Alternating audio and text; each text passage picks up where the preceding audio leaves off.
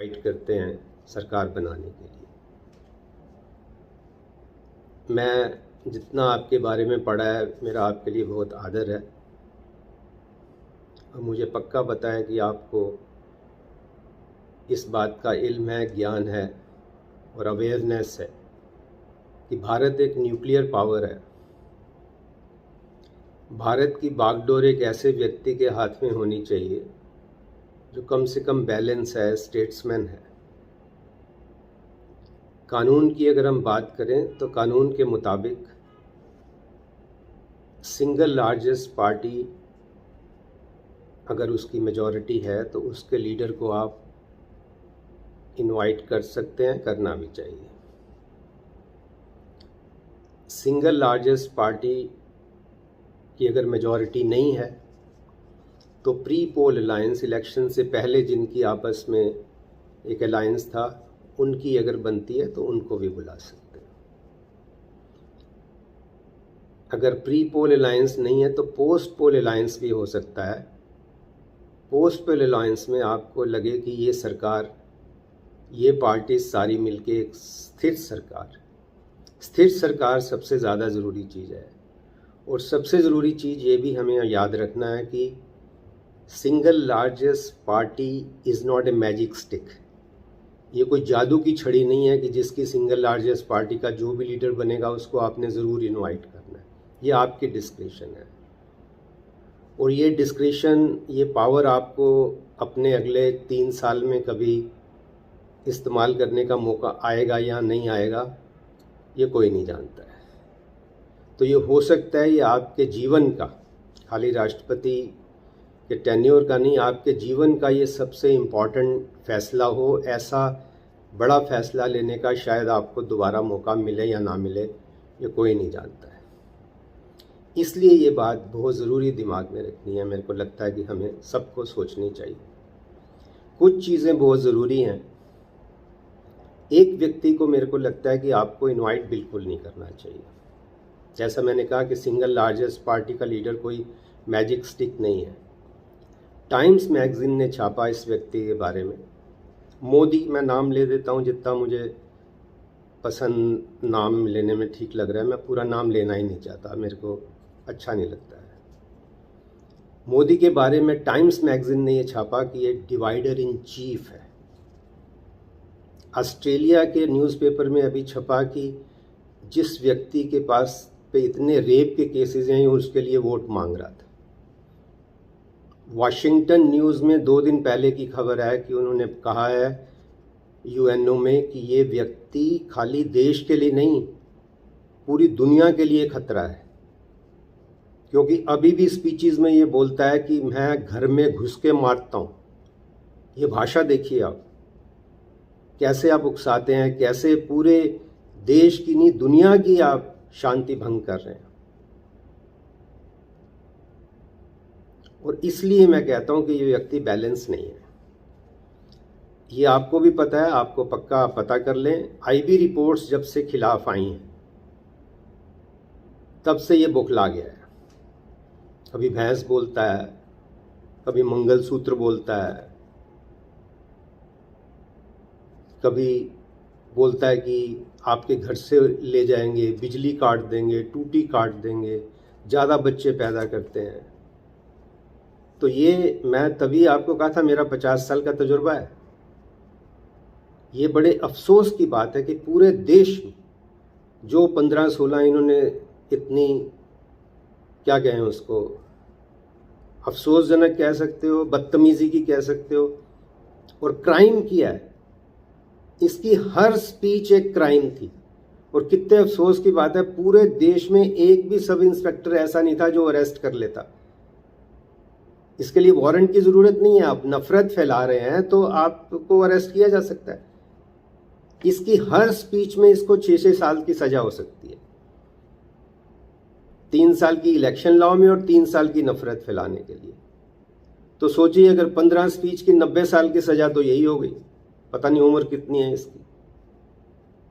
तो ऐसे व्यक्ति को पूरे इलेक्शन में कहीं भी बेरोजगारी पे, महिलाओं के खिलाफ जो हो रहा है उस पे, किसानों पे, महंगाई पे बात ही नहीं करते हैं, कोई नहीं बात करते। और पूरा इनका परिवार, लोग भी तो, क्योंकि जब आप भड़काऊ भाषण पे लोगों को इनाम देते हो, गोली मारो सालों पे, तो लोग एनकरेज होते हैं। बाकी लोग भी यही बोलते हैं, इनके जो चमचे हैं सारे। तो ये मैं आपको अपने एक्सपीरियंस से बता रहा हूँ 50 साल के, कि खाली इनका इलेक्शन सेटिस्फाइड नहीं होगा। जहां जहां स्पीचेस दी हैं, जितने भी वो कैंडिडेट्स थे, उन सबका इलेक्शन सेटिस्फाइड करने से इन कोई नहीं रोक सकता है, कोई भी नहीं रोक सकता है। और कोई दमदार जज आ गया तो 4 दिन में इलेक्शन सेटिस्फाइड कर सकता है, इनका भी। और सारे वही लोग जहां जहां इन्होंने स्पीचेस दी है, खुद तो डूबेंगे सनम, तुम्हें साथ ले डूबेंगे। तो ये चीज राष्ट्रपति जी, मैं आपको बहुत हाथ जोड़ के निवेदन कर रहा हूं कि कृपया इसको आप कंसीडर करें कि क्या इसके हाथ में ये देनी चाहिए बागडोर, ऐसे व्यक्ति के हाथ में जो बिल्कुल पगला गया है। कहना भी कोई, मेरे को लगता नहीं है कि दिमाग बैलेंस नहीं है, ये तो पक्की बात है। और ये भी आप ध्यान रखें, जुडिशरी सारी डरी हुई है, 90% जजेस आर अफ्रेड। क्या हाल देश का कर दिया आपने, जब कुछ ना बन सके तो तमाशा बना दिया। पुलिस डरी हुई है, अभी तक पुलिस ने क्यों नहीं अरेस्ट किया। इलेक्शन कमीशन तो टोटल गुलाम हो चुके हैं, पूरा जमीर बेच चुके हैं। नहीं तो इतनी स्पीचेस पे उन्होंने रोका ही नहीं किसी ने। अब ये भी लोगों को डर है कि इलेक्शन मैनिपुलेट ना हो जाए, और हो सकता है कर लें, इनका कुछ नहीं पता है। ये तो सब ऐसे रंगा बिल्ला की सरकार है, ये लोगों को डर है। इसीलिए मैंने आपको कहा कि जब इतना माहौल, इनकी इलेक्शन स्पीचेस में लोग नहीं पहुंचे, लोग हंसते हैं, बच्चे मजाक उड़ाते हैं। और सबसे बड़ा जो इन्होंने पाप किया, आप सोचिए, आप महिला हैं, आप इसको ज़्यादा समझ सकती हैं, आप माँ हैं, महिला हैं। अपनी माँ का अपमान जो आदमी कर सकता है, आप सोचिए, जब तक माँ जिंदा थी माँ के साथ फोटो खिंचाते रहे, अब माँ चली गई तो कहते हैं मैं उस माँ से पैदा ही नहीं हुआ हूँ। कितना एक नारी शक्ति का, अपनी माँ का जो अपमान कर सकता है व्यक्ति, सोचिए वो व्यक्ति क्या है, कितना गिरा हुआ इंसान होगा जो अपनी माँ का अपमान करता है किसी भी बात के लिए। हर दूसरे दिन पलट जाता है, मैं हिंदू मुस्लिम नहीं करता हूँ। आप बोलते हो कि मुस्लिम के खिलाफ बोलते हो, इतनी नफरत फैलाते हो। जजेस डरे हुए हैं, पुलिस डरी हुई है, आर्मी डरी हुई है। देखिए आर्मी, उसमें जनरल ने नहीं बोला कि सर मेरे को क्यों एक्सटेंशन दे रहे हैं आप, मेरे को एक्सटेंशन नहीं चाहिए, आप केयर टेकर है, 3 दिन इंतजार कीजिए, जो नया बनेगा वो फैसला लेगा, आप नहीं फैसला ले सकते। और टोटल आर्मी को डिस्करेज किया है। ये जो इन्होंने ये स्कीम लाके, जो आपको पता है, वो जो पुलवामा जो था, पुलवामा में जो शहीद हुए वो सरकार की गलती से, लापरवाही से हुए।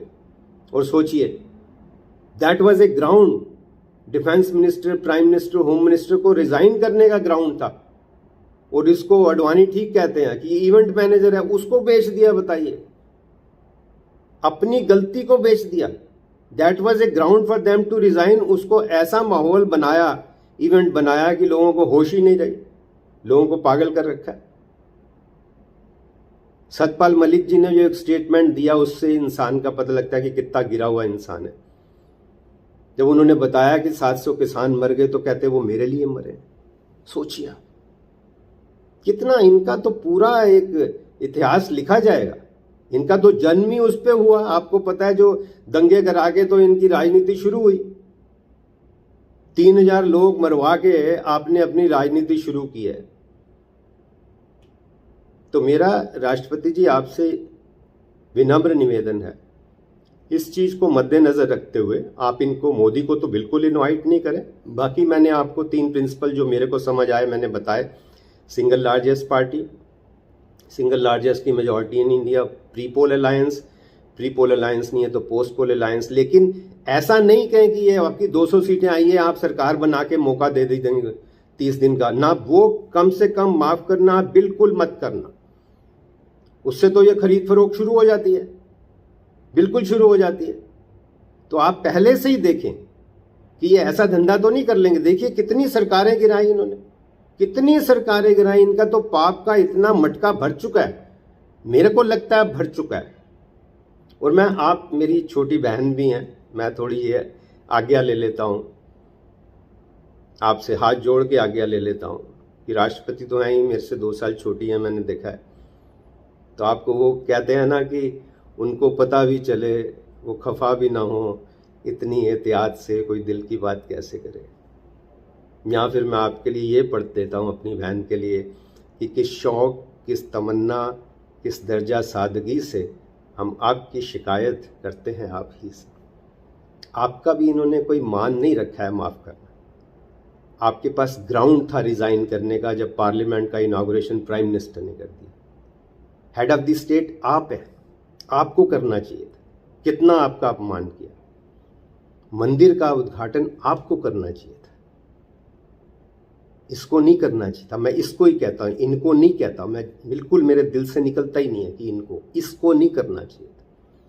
आपकी वो तस्वीर, मैं तभी, छोटी बहन है, माफ़ करना, हाथ जोड़ के कह रहा हूँ, क्योंकि राष्ट्रपति का अपमान है जिसमें अडवाणी और ये बैठे हैं और आप खड़े हुए हैं। सोचिए आप, कितना गिरा हुआ इंसान, और उसको पूरा सर्कुलेट करते हैं। आपके प्रेसिडेंट हाउस पे पूरा कब्जा है इनका। ये मैं आपको एज इन्वेस्टिगेटिव जर्नलिस्ट कह लीजिए, लॉयर कह लीजिए, क्रिमिनल लॉयर इन्वेस्टिगेशन कह लीजिए, पूरा कब्जा है इसका। तो क्या मैसेज दे रहे हैं? आपका इतना अपमान हो रहा है, आप पूछते ही नहीं है। फैसले सरकार लेती है, लेकिन एट द सेम टाइम आप सरकार से जरूर पूछ सकते हैं एक महिला होने के नाते कि मणिपुर वायलेंस पे क्या हो रहा है, किसानों की आत्महत्या क्यों हो रही है। आप सवाल तो पूछ सकते हैं कि नहीं? खाली प्रोटोकॉल के लिए नहीं है आप। हम 140 करोड़ ने अपना ईमान आपके पास गिरवी रखा हुआ है। आप ये सोचें, अगर आप रिजाइन कर देते हैं या सवाल पूछ लेते हैं, आप समझ लीजिए ये सरकार गिर जाएगी। आप में इतनी ताकत है, आप पार्लियामेंट के टाइम पे रिजाइन कर जाते, सरकार ये गिर जाती, 100% गिर जाती। देश में इतना माहौल बन जाता कि आप अपनी, जो बंदा अपनी माँ को बेच रहा है, हर पोजीशन को बेच रहा है, वोट मांगते हैं इस बात पे कि हमने महिला को बना दिया, आदिवासी को बना दिया। आप रोज, मैं आपसे माफी चाहता हूं, आपका ना बोलना पूरे महिला जगत का अपमान करती हैं आप जब आप नहीं बोलती, और जब आप बोलती हैं तो पूरे महिला जगत को ताकत मिलती है। फैसला आपके हाथ में कि आपको क्या करना है।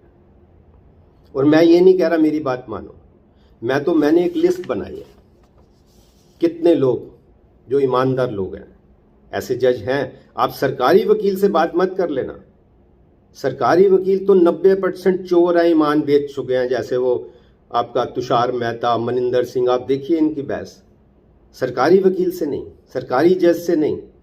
मैं आपको जज बताता हूँ जिनका एक इमेज है, justice Venkatachaliah, justice Santosh Hegde, justice Arjan Sikri, justice Madan Lokur, justice Kurian Joseph, justice Rohinton Nariman, justice Qureshi, justice Muralidhar, justice AP Shah, Rajeev Dhavan senior advocate. ये मैंने 10 नाम लिखे हैं आपके लिए। आप इनसे बात करें। मैं नहीं कह रहा मेरी बात माने, मैं हाथ जोड़ के सिर्फ इतना निवेदन कर रहा हूं कि 140 करोड़ जनता के साथ आप प्लीज़ बेइंसाफ़ी मत करें। आपको ईश्वर माफ़ नहीं करेगा, आपकी खुद आत्मा भी माफ़ नहीं करेगी आप ठीक अगर डिसीजन नहीं लेंगे। और पूरी दुनिया में जो आदमी अशांति फैला रहा है, क्या देश को कहाँ ले गए आप, उसको तो बिल्कुल इनवाइट मत करना। आपका बहुत बहुत धन्यवाद। मैं कोशिश करता हूँ कि आप तक पहुँचे। ईमेल करता हूँ आपके सेक्रेटरी को, और मैसेज यूट्यूब पे डालते हैं तो पहुँच ही जाता है। जो 2000 लोगों को पहुँचे तो मेरे को लगता है अपने आप ही पहुँच जाता है। और अगर इतना इन्वेस्टिगेशन आपका नहीं है तो बहुत अफसोस की बात है। बहुत बहुत धन्यवाद फिर से। मेरा फिर से हाथ जोड़ के आपको प्रणाम। आपके लिए पूरे समाज का बहुत आदर है। आपसे इतना ही निवेदन है, उस आदर को बनाए रखें। ऐसा ना हो कि लोग ये कहें कि वो सदियों ने सज़ा पाई, वो वाली हाल मत हो। मेरा ईमेल ashok.arora2310@gmail.com, इस पे मेरे को कॉन्टैक्ट किया जा सकता है। Thank you. जय हिंद।